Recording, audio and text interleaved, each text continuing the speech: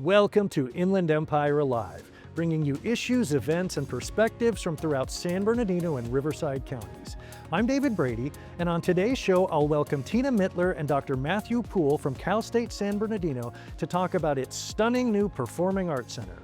That's today on Inland Empire Live.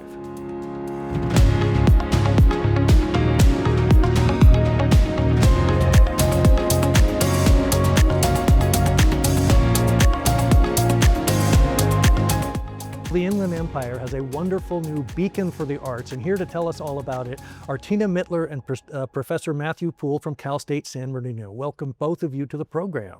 Thanks for having us. Thanks a lot. Well, first of all, congratulations on having this wonderful facility built.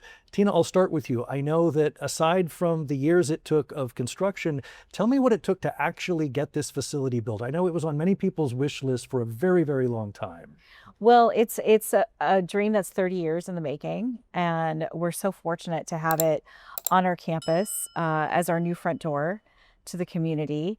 I do know it was quite a long process. I was fortunate enough to come on board at the tail end right before the ribbon cutting. So perhaps Matthew, my colleague, can tell us a little bit more about the road to get there, because I know it was long. Yeah, well, it's the first state-funded building on the CSUSB campus for 25 years. So it's really a big deal. And it's been a huge team of people involved. Obviously music and theatre arts faculty, the dean, various deans of the College of Arts and Letters over the years, facility services and other offices on campus, as well as donors. You know, we've had some very generous donors. We have some great friends and partners in the community who've helped as well. Absolutely. So it's been a huge team effort. Yeah. So it must feel wonderful to finally have cut the ribbon. Absolutely. And this facility is now, as you said, a beacon for the arts. Can you talk about what that means? And you mentioned also a phrase I've heard used before, front door. Yes, it really is. It's such a well-appointed facility. We're so lucky to have it, and it really is beautiful. One of the things that I think is unique about the Performing Arts Center at CSUSB is that not only will we have the opportunity to welcome the community in through live performances, it is a lab space for our students. It's a space for instruction. And so it really is a high-level, state-of-the-art learning environment. At any given time, we have large rehearsal rooms. We have practice rooms where students can go and work on their craft, work on their studies. We have in our large practice room, which is gorgeous. It's one of my favorite rooms in the building, which has windows all along the outside. It's also a mini performance space. We have our orchestra practicing several days of the week. So it is really a unique mix of instruction and professional performance. My hope, and I think all of our hopes, is that we will be able to invite touring artists in. We're well routed to do that by way of comedy, music. We have some exciting things planned for fall. And then also, I really see it as a point where our school children in the region can really experience their first live performance. And we have some unique partnerships with our faculty and students to where it may be a curriculum-based production, for example, our orchestra, or and we have a touring theatrical production, or we would invite touring productions into the PAC. Dr. Poole, can you talk about what this facility means in terms of faculty and students, the ability to attract students, the ability to attract and retain qualified professors, and attract, as you say, folks that are close proximity to the entertainment industry? Yeah, that's really a key for the university and for the two departments that I oversee.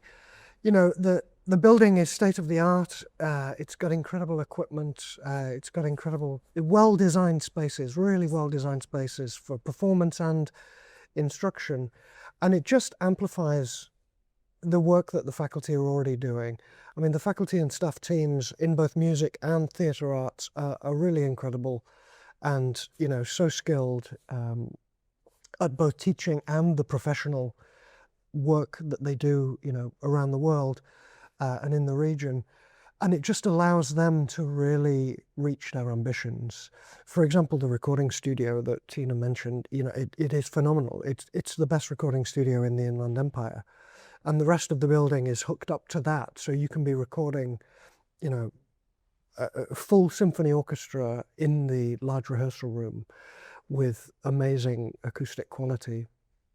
And the opportunities, for example, for students to have student jobs on campus working in that recording studio or working in the theatre, in the auditorium, to get the kind of experience they need, the professional experience they need to go on to, really viable jobs in the community and more broadly. So it's a really, really big deal because it doesn't just fill academic need and, amazingly cool toys that everyone can play with. On the academic side, it really meets the mission of the campus for preparing students for work in the future as well. And also because it's a much bigger venue than the two venues that we currently have in the 1970s building, it's a 500-seater. We can have much bigger school groups come through. Yes. We can have, local nonprofits come through. We can basically be a location for community groups to come and interact with us and the campus in new and different ways. Will it change the way student productions are produced? Absolutely. I think it gives our faculty more capability. It also can attract a different level of guest designer because the lighting and audio capabilities for the venue are phenomenal. Every venue likes to say they're state of the art. This truly is state of the art. And I think the opportunity, what I'm very excited about as the inaugural executive director, is bringing those professional touring connections into the venue and having them interface with our students and our faculty.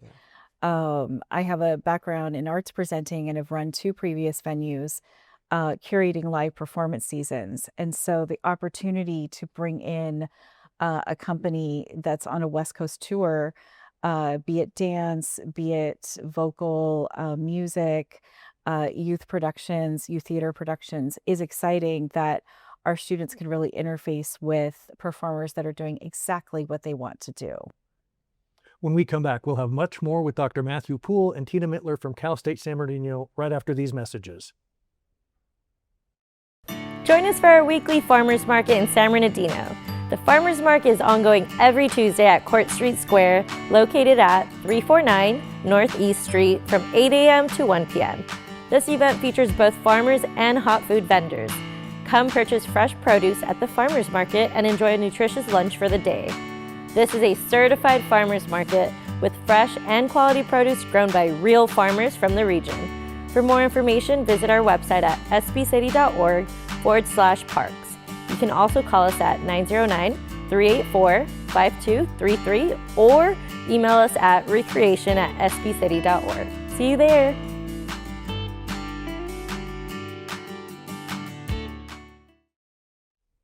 Well, I'm talking with Tiina Mittler, the Executive Director of the new Performing Arts Center at Cal State San Bernardino, and Dr. Matthew Poole, the Interim Chair of the Departments of Music and Theater Arts.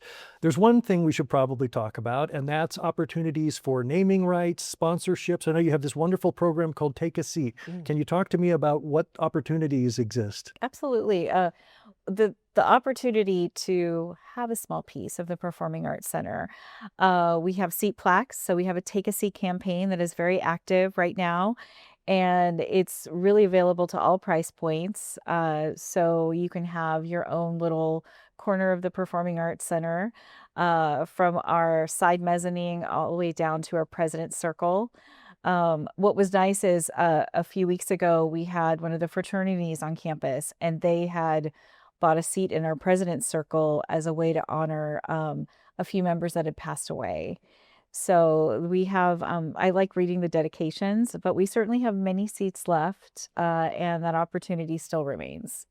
Well, Dr. Poole, there's a wonderful piece of artwork in the foyer that I wonder if you could talk about, because it was actually custom designed, built, installed with a professor right on campus, Professor Catherine Gray. Yeah, that's right. Yeah. In the Ellen and Stan Weiser foyer area, Ellen and Stan are longtime supporters of theatre arts on campus and wonderful friends of the department. Yes.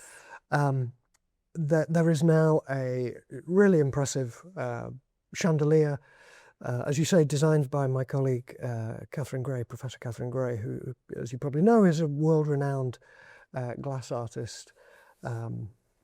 And yeah, it was an extraordinary project supported by Judy and Jim Watson, who are also wonderful donors and friends to the campus.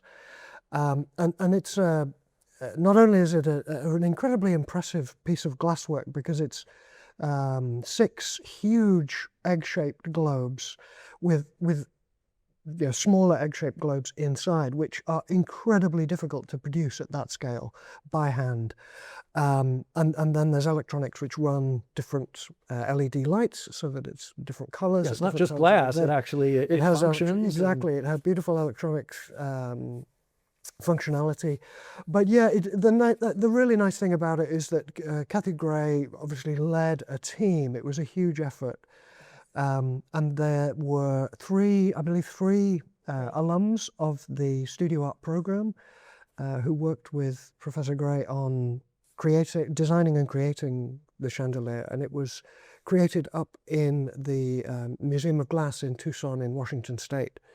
And the students got to travel up there with Cathy and produce these, really perfect shaped orbs, which now are installed. It must be really in the rewarding lobby. to know that there's a piece that actually was kind of born, from the creativity, from the minds of people on campus. Absolutely. I was there.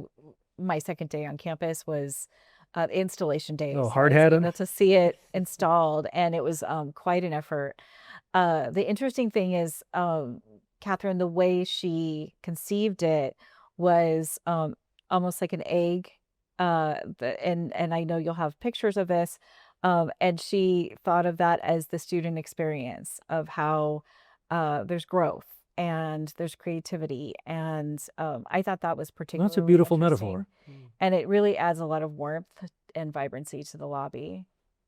Before I let you go, I want to make sure we let people know where they can find about all the great programming that's going to be happening at this facility. You mentioned the address when we were off camera. Yes, I can mention it again. Please. It is csusb.edu/PAC All right. until we have a name for the venue.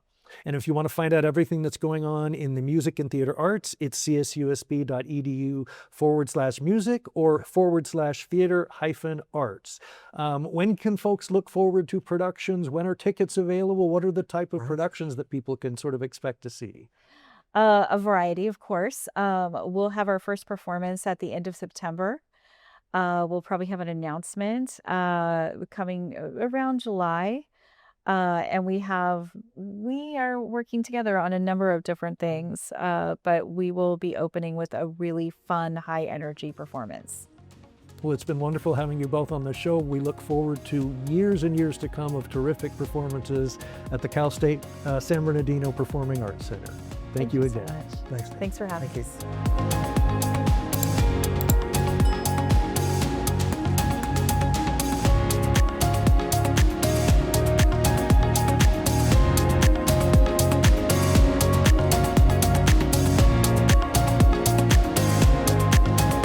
Visit iealive.com.